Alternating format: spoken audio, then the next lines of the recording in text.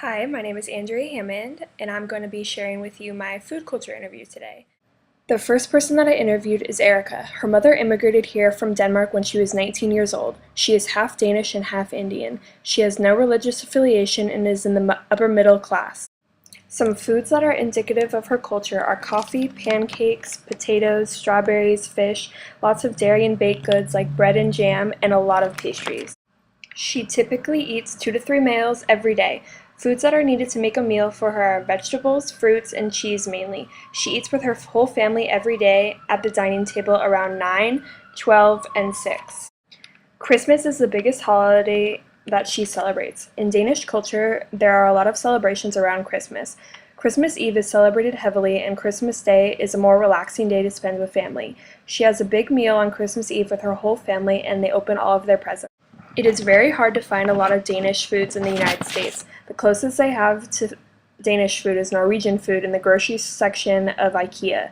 In Danish culture, there is a pastry called kransekage. This means crown cake. It is a royal pastry and can be served during tea times as a single serving pastry. It can also be made into a traditional wedding cake.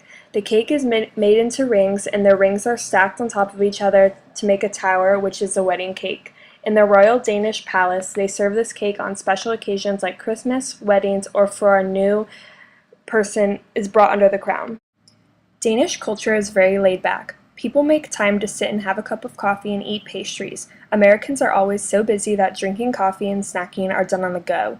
The tradition of having Danish pastries has overtaken American culture. You can pretty much buy Danishes anywhere in America.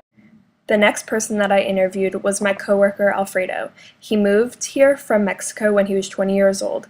He has no religious background and is working middle class.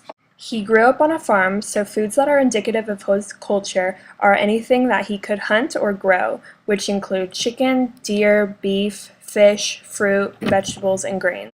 He normally eats 3 to 4 meals a day. Foods that are needed to make a meal for him are beans, corn, and vegetables. He eats with his family and friends in the dining room, typically at 7 a.m., 12, 6, and then a snack at 9 p.m. Some major holidays are Day of the Dead, September 16th, Independence Day, Flag Day, Christmas, New Year's, and Easter. It is relatively easy to find all of the foods, but sometimes fresh food is not always available like it is when he lived on the farm. Alfredo said that they see food as a gift from God. He prays before and after every meal.